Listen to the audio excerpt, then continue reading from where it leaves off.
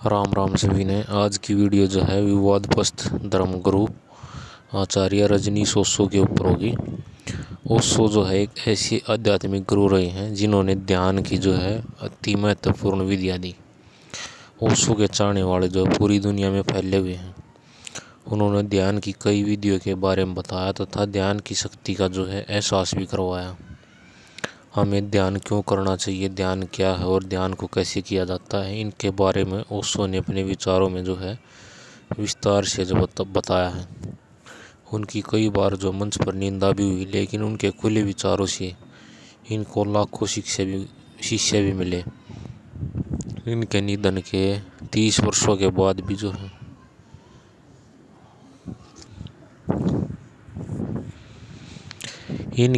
निधन के बाद भी जो है 30 वर्षों के बाद भी इनका साहित्य जो है लोगों को मार्गदर्शन कर रहा है। आज की जो है वीडियो इसी के ऊपर होगी। पूरा नाम जो है रजनीश ओशो, विस्तार पूर्वक जानने वाले हैं। इनका जो वास्तविक नाम जो है आचार्य रजनीश ओशो, वास्तविक नाम जो रजनीश चंद्र मोहन जैन था इनका। जन्म और जन्म स्थान जो है 11 दिसंबर 1931 को कुचवाड़ा मध्य प्रदेश में। पिता का नाम बाबूलाल जैन, माता का नाम सरस्वती जैन। कार्य क्षेत्र जो है आध्यात्मिक गुरु थे। निधन 19 जनवरी 1990 को पुणे महाराष्ट्र में हुआ था इनका, हार्ट फेलियर की वजह से। ओशो से जो है पूर्व लोगों ने बहुत से संत, मनोवैज्ञानिक, दार्शनिक आदि के बारे में जो है इनसे सुना होगा, लेकिन ओशो ने उनके संदेशों के वास्तविक अर्थों को समझाया। ओशो सही अर्थों में जो है इस जगत को मनुष्यता का नया अर्थ दिया। कैसे बोधपूर्ण जीवन को जो बोधपूर्ण बनाया जाए, इसके लिए जो उन्होंने नई सीख दी।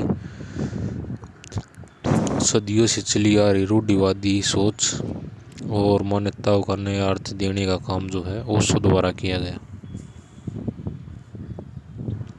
धर्म की नई परिभाषा भी जो है ओशो ने दी। ओशो ने सिखाया कि कैसे बाहर और भीतर के जगत के साथ तालमेल बैठाकर जो जीवन को सुंदर बनाया जा सकता है। ओशो ने ऐसी ध्यान की विधियों से परिचित करवाया जिससे मनुष्य अपने अंतस की जो है गहराइयों तक पहुंच सकता है। ओशो अपने पीछे साहित्य का इतना बड़ा भंडार छोड़ गए कि आप कुछ भी पढ़ो आपको लगेगा कि ओशो इसके बारे में पहले ही बता चुके हैं। ओशो को सुनने और पढ़ने पर आपको ऐसा लगता है कि जैसे ओशो ने यह मेरे लिए बोला है। ओशो किसी भी पुरानी परंपरा का हिस्सा नहीं है। ओशो से जो है एक नए युग का आरंभ हुआ। ओशो पूर्व और पश्चिम के बीच का जो है सेतु है। एक नई मनुष्यता को जो है ओशो ने जन्म दिया। ओशो का जन्म जो है कुचवाड़ा में हुआ था। ओशो का पूरा नाम जो है रजनीश चंद्र मोहन जैन था। ओशो के जन्म के समय एक विचित्र घटना घटी। कहते हैं कि ओशो जन्म के 3 दिनों तक न रोए और न ही माता का जो दूध पिया। इससे उनके घर वाले काफ़ी चिंतित हो उठे। इसके बाद ओशो के नाना जो ओशो के काफ़ी करीब रहे, उन्होंने ओशो की माँ को समझाया कि तुम नहाओ और उसके बाद इसे दूसरे कमरे में लेकर जाओ, वो तुम्हारा दूध पिएगा। और वाकई में ऐसा ही हुआ। इससे ओशो के नाना और ओशो की माँ को जो है अंदाजा हो गया कि उनके यहाँ पैदा हुआ बच्चा कोई साधारण बच्चा नहीं है।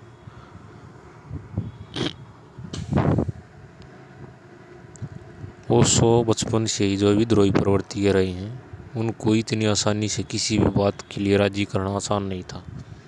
बरसात के समय विकराल रूप से बहती और उफनती नदियों को तैरकर पार करना ओशो के लिए साधारण सी बात थी। वे बचपन से ही जो स्वतंत्र और निर्भीक प्रवृत्ति के रहे हैं। वे अंधभक्तों की भीड़ के अगुवा बने बैठे तथाकथित महात्माओं से भरी भीड़ में तर्क करने से भी नहीं घबराते थे। उनके तीखे सवालों से पंडित और राजपुरोहित तक जो है घबरा जाते थे। ओशो विलक्षण प्रतिभा के धनी थे जो अन्य बच्चों के लिए उनको जो है अन्य बच्चों से अलग बनाती थी। बचपन से ही वे स्कूल के दौरान शिक्षकों से ऐसे सवाल करते थे जो शिक्षकों की समझ से भी परे थे। निरंतर ऐसे सवालों से परेशान होकर स्कूल प्रशासन ने उनके क्लास में बैठने की जो पाबंदी लगा दी। नगर पालिका से शिकायत करी कि इस बच्चे को आगे से स्कूल नहीं आने दिया जाए। इस पर नगर पालिका ने हस्तक्षेप किया और स्कूल प्रबंधन से कहा यह बच्चा जिज्ञासुअरी से पढ़ने दिया जाए। वे स्कूल में सबसे अधिक अंक प्राप्त करने वाले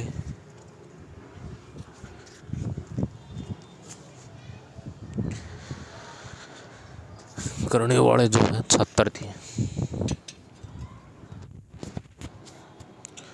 ओशो को 21 मार्च 1953 को परम जागरण का अनुभव हुआ, जिसे संबोधि कहा जाता है। इस संबंध में ओशो का व्यक्तित्व है कि अब मैं किसी भी खोज में नहीं हूँ। अस्तित्व ने जो है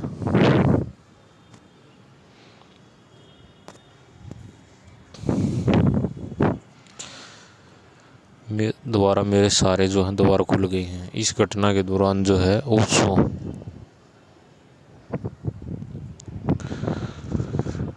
मध्य प्रदेश के जबलपुर में कॉलेज में जो है दर्शन शास्त्र के विद्यार्थी थे। संबोधि के बाद भी उन्होंने जो अपनी पढ़ाई जारी रखी। सन 1957 में सागर विश्वविद्यालय में दर्शन शास्त्र में प्रथम श्रेणी और गोल्ड मेडलिस्ट रहकर MA की उपाधि उन्होंने हासिल की। इसके कुछ साल बाद तक जो उन्होंने जबलपुर विश्वविद्यालय में प्रोफेसर के रूप में काम किया। आचार्य रजनीश के नाम से जो वे काफ़ी मशहूर थे। उनका 25% जो है जीवन यात्राओं में गुजरा। ओशो ने सन 1966 को विश्वविद्यालय के प्रोफेसर के पद से जो है इस्तीफा दे दिया और बाकी का जीवन जो लोगों को समर्पित कर दिया, जो स्वयं को जानने और अध्यात्म के गहरे अर्थों से जो परिचित थे। लोगों का मानना था कि जो अस्तित्व ने जो संबोधि का खजाना उन पर लुटाया वे उनके हकदार थे। ओशो इंटरनेशनल की फाउंडेशन की जो इन्होंने स्थापना की। पूरे भारत में भ्रमण करने के बाद ओशो सन 1970 में मुंबई में रहने के लिए आए। ओशो के मुंबई में आने के बाद भारतीयों के साथ साथ विदेशी लोगों की भीड़ भी जो है ओशो की देशनाओं को समझने लगी। भगवान श्री रजनीश के रूप में लोग उनको पहचानने लगे। ओशो 1974 को अपने अनुयायियों के साथ हमेशा के लिए पूना रहने के लिए आ गए। यहाँ श्री रजनीश आश्रम की स्थापना उन्होंने की। पूना आने के बाद जो है उनकी लोकप्रियता और भी ज़्यादा बढ़ गई।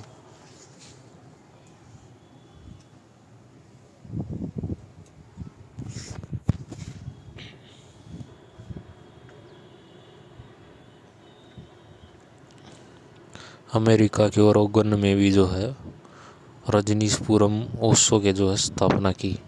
1980 में ओशो के विदेशी सन्यासियों ने अमेरिका के ओरेगन में 64,000 एकड़ जो है बंजर ज़मीन खरीद कर एक कम्यून का जो है निर्माण किया, जहाँ ओशो को रहने के लिए आमंत्रित किया गया। ओशो हमेशा अपने प्रवचनों में कहते थे कि वे एक ऐसे कम्यून का निर्माण करना चाहते हैं जहाँ मनुष्य के संपूर्ण विकास की परिकल्पना की जाए। ओशो 1980 में भारत छोड़कर अपने सन्यासियों के साथ अमेरिका चले गए और वहाँ जो है बंजर ज़मीन को सुंदर बनाने के लिए दिन रात मेहनत करते रहे। इसी जो मेहनत का नतीजा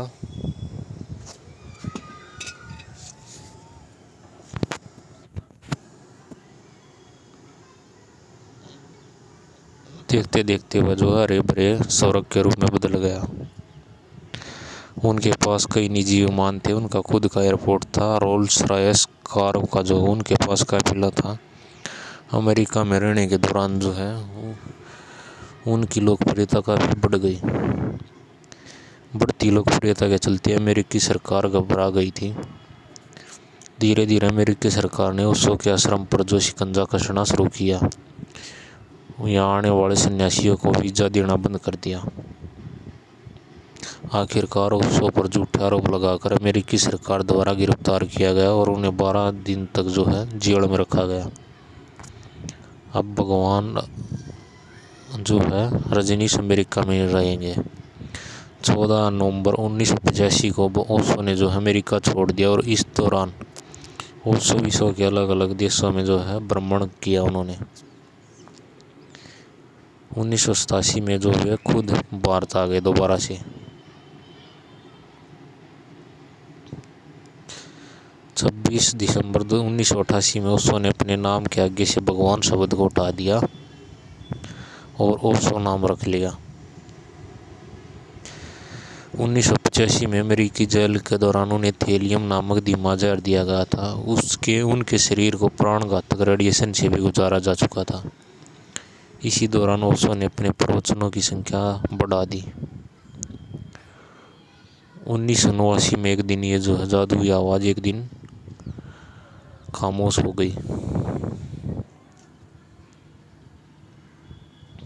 वीडियो आपको अच्छी लगा तो चैनल ने सब्सक्राइब जरूर करियो।